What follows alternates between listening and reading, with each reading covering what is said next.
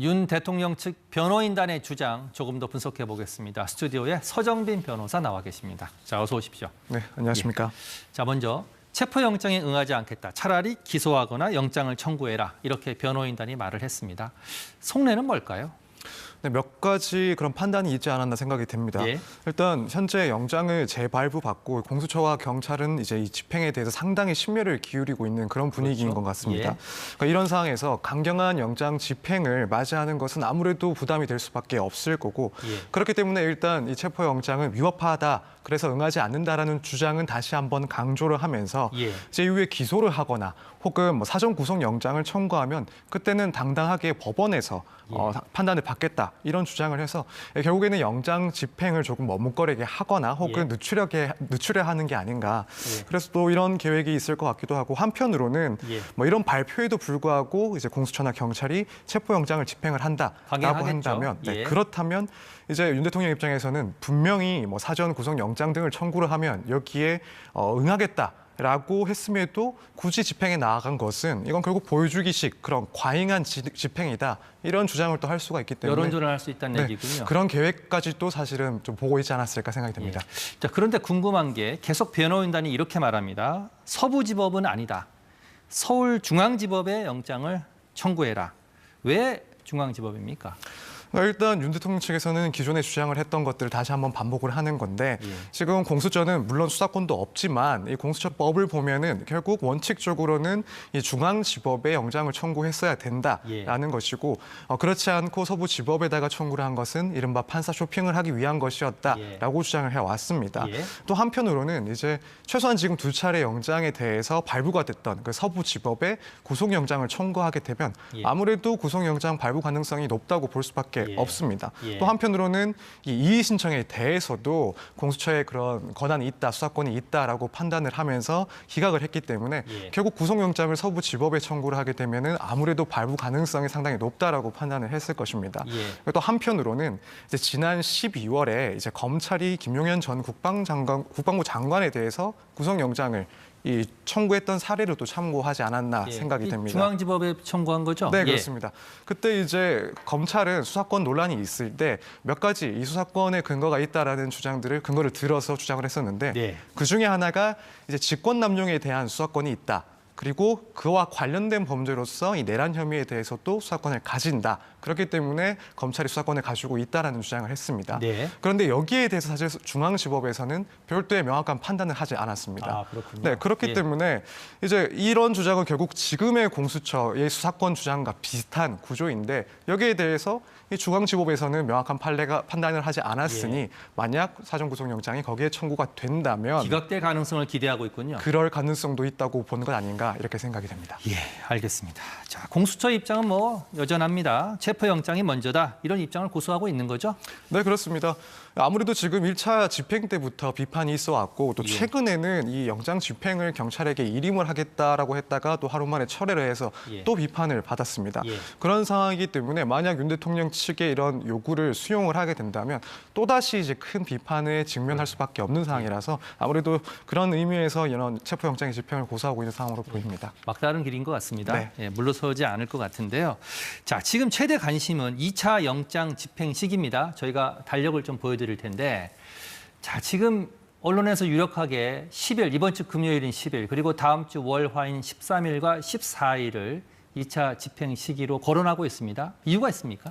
네, 일단 지금 10일이 아닌 11일, 12일은 결국 이제 주말이기 때문에 토일이죠. 아무래도 이제 인파들이 많이 몰릴 수 있기 때문에 그렇다면은 이르면은 10일에 소환을 하지 않을까, 집행을 하지 않을까 이렇게 보고 있기도 하고 또 한편으로는 13일, 14일이 나오는 이유가 지금 경찰에서 뭐 공무집행 방해 등의 혐의로 이 경호처장 그리고 경호처 차장을 3차 소환한 일시가 지금 10일 그리고 11일입니다. 불응하겠지만 그렇게 했죠. 불응을 하게 되면 결국 12일에 이 체포영장을 발부받을 가능성이 있고 그렇다면 13일이나 14일에 이들에 대한 체포영장을 같이 집행을 하면서 결국 대통령에 대한 체포영장까지도 함께 집행할 수 있지 않을까. 그래서 13일, 14일도 꼽히고 있는 상황입니다. 아, 그렇군요. 자, 지금 공수처의 최대 고민은 그럼 어떤 방법으로 경호처의 철통 방어를 뚫을 것인가 이겁니다. 여러 가지 방안들이 거론되고 있는데 좀 소개해 주시죠. 예. 네, 일단 뭐 상당한 규모가 투입돼야 된다라는 의견 당연히 존재하고 또 예. 투입이 됐을 때 여기에 대해서 방해를 하는 경호처 직원 등에 대해서는 뭐 일일이 또 현행범 체포를 하면서 예. 진행을 할 수가 있다라는 의견도 있고요. 예. 또 한편으로는 경찰 특공대를 또 투입을 해서 예. 결국 뭐 포위를 한다는 식으로 해서 집행을 할 수 있다. 그런 것도 검토가 된다라는 이야기가 나오고 있습니다. 사실 뭐 현실적인 가능성을 따져봤을 때 네. 뭐 곧바로 경찰 특공대를 투입하는 것은 아무래도 너무 좀 과잉한 그런 집행이다라고 비판을 받을 여지가 있기 때문에 예. 결국에는 이 경호처 직원들보다는 훨씬 웃도는 인력을 투입을 하고 또 필요에 따라서는 일부 직원들에 대해서 뭐 공무집행 방해 혐의로 뭐 현행범 체포를 도시에 체포하는. 병행을 하면서 집행을 예. 하는 것이 가장 일단은 현실적인 방법이 아닐까 이렇게 생각이 됩니다.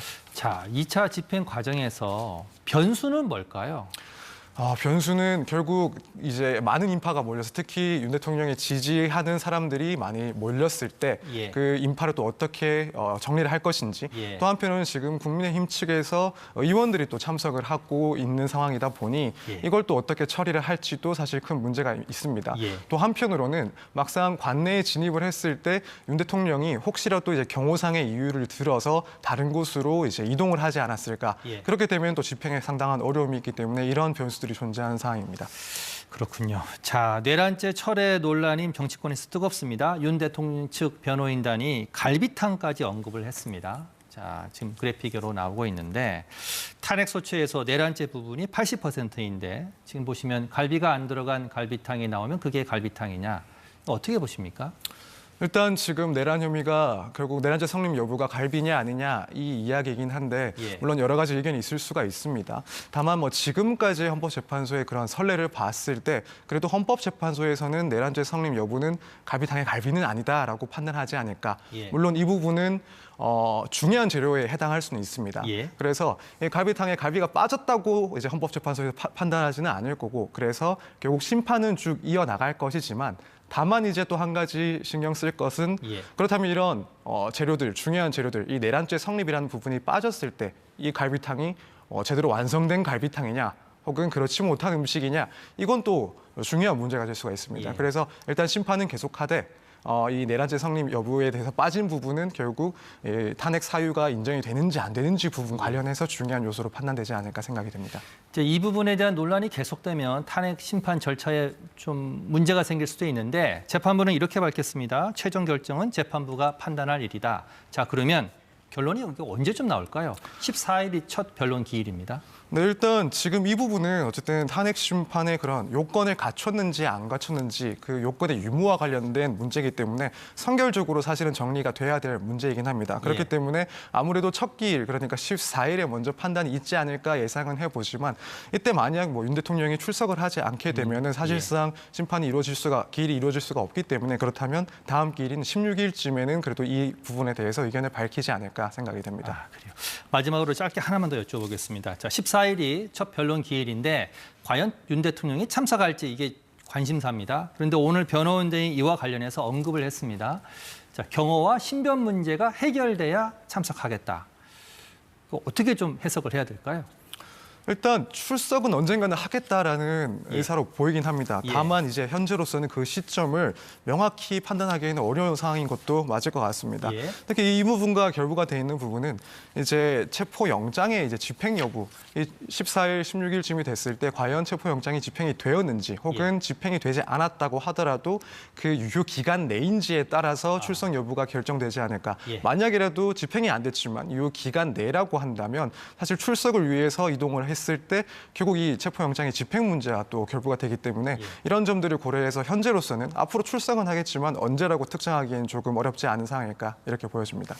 예, 오늘 말씀 여기까지 듣겠습니다. 서정빈 변호사였습니다. 수고했습니다. 감사합니다.